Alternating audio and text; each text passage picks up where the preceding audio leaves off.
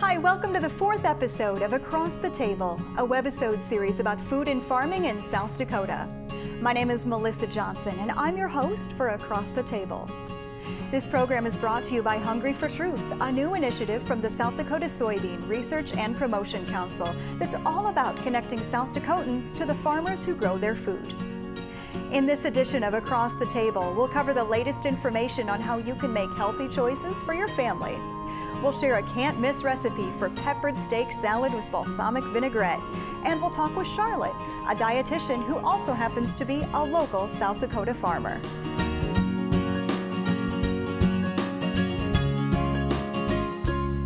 It's time for Taste of South Dakota, our focus on healthy meal options you can easily make at home for yourself and your family. In the summertime, many of us are looking for lighter meal options that still pack flavor. In this webisode, we're diving into a delicious steak salad that's not only good, it's good for you.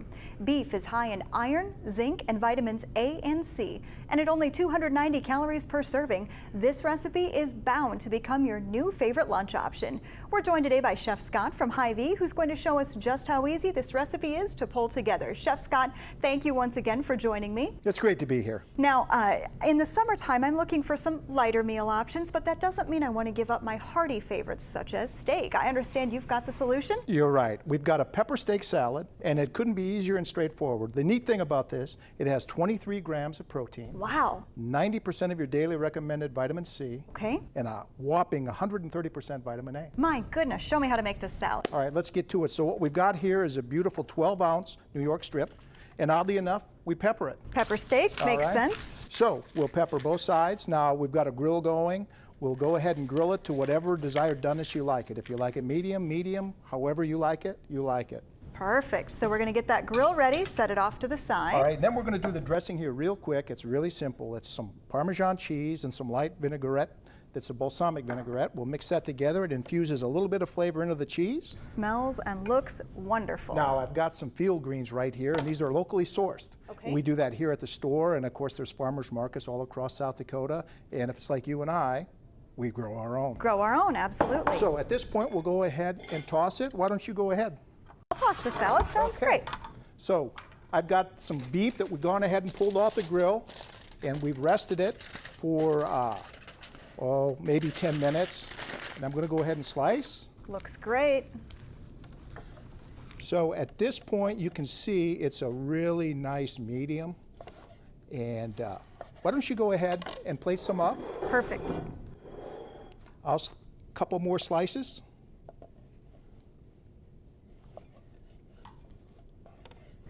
Plate some of these greens. Terrific. I'm going to go ahead and add just a little bit of tomato to it. At that point, an egg. Oh, this looks amazing. We'll go ahead and add just a couple of croutons for crunch. We've got our protein sources on here. We've got some greens. Oh my goodness, this looks fantastic.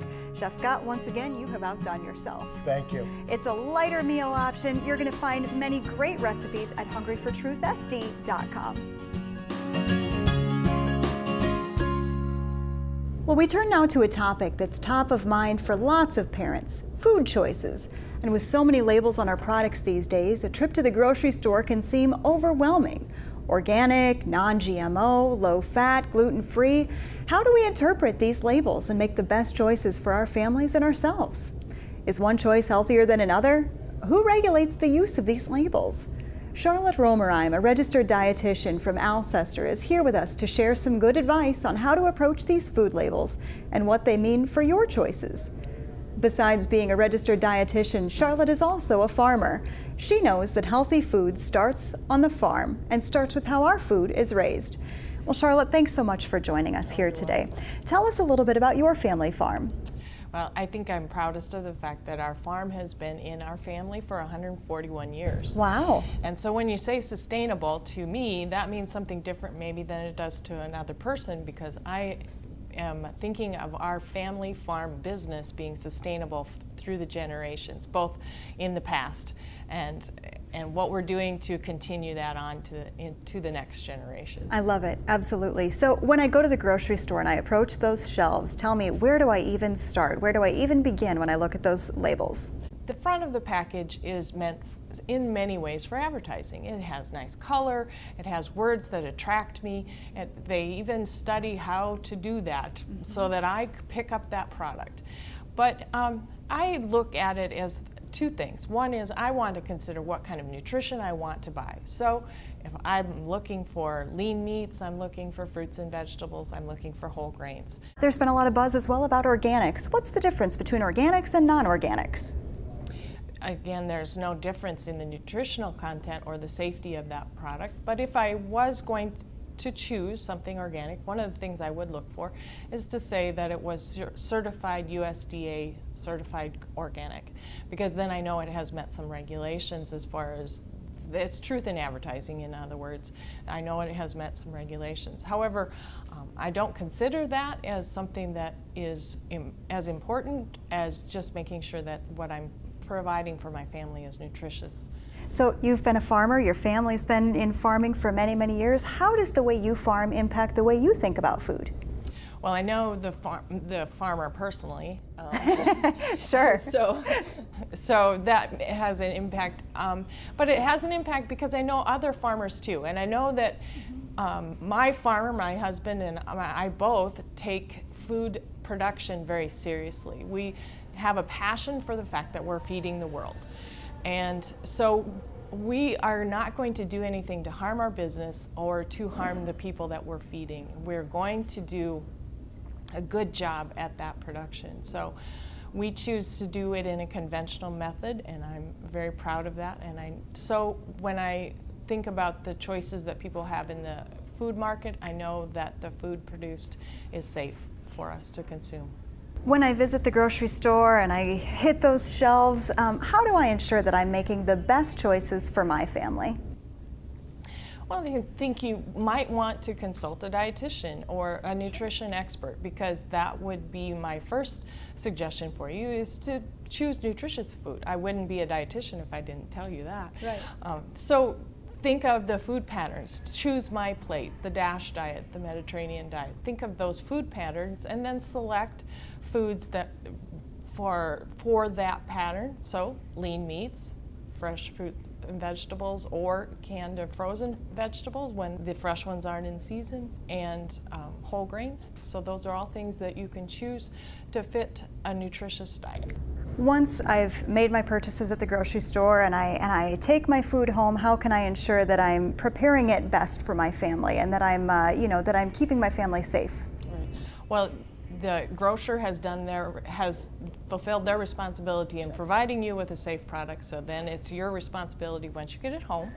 So there are some steps that you want to take, and so take care of your products as soon as you get home from the grocery store, and then think of things and look up things so that you know how to prepare the food correctly. So an example of that would be, for me, because we are in pork productions, would be to consult and use a meat thermometer. They're inexpensive and you can have that available to you. So you're not poking at the meat or looking at its color. You actually know that, for example, if with pork it needs to reach a temperature of 145 degrees and then sit for a 3-minute rest. Well, I can't figure that out from what it looks like, but I can know if I use a digital thermometer. And then perhaps you maybe will have a better eating experience because you're not overcooking it. Absolutely. You mentioned how long your farm has been in your family, how many years your family has been farming. How has technology changed the way you've farmed and the way that people have farmed over the years?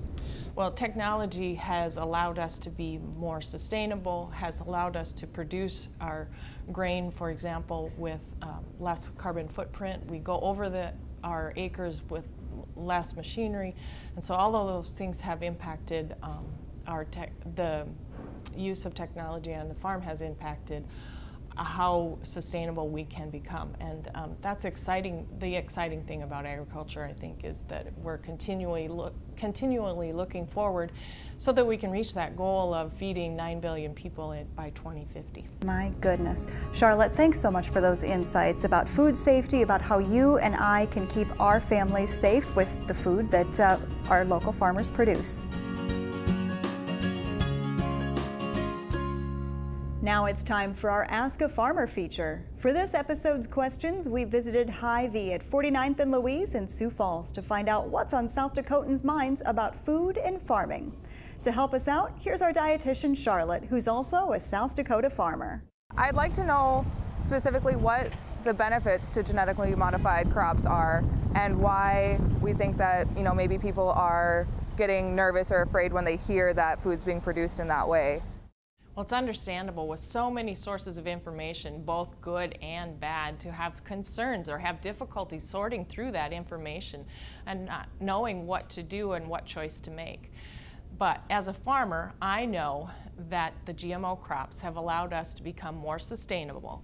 We're doing more and raising more crop with less fuel and less pesticide and less herbicides. And as a dietitian, I know that the credible information indicates that GMOs are safe, and they have been for the last 20 or so years that we've been using them. I can encourage you to choose any food in the grocery store without concern of whether it's a GMO product or not. South Dakotans and the state's farmers sharing questions and information. That's what Hungry for Truth is all about. If you have a question for a South Dakota farmer or simply want to know more about the Hungry for Truth initiative, visit hungryfortruthsd.com. Be sure to follow Hungry for Truth on social media, including Facebook, Twitter, Instagram, and Pinterest. There you'll find much more information about the initiative and about food and farming in South Dakota. For Across the Table, I'm Melissa Johnson. Thanks for joining us. Be sure to check out the other episodes of Across the Table with Thanksgiving, Christmas, and spring-themed recipes featuring guests talking about local food and farming.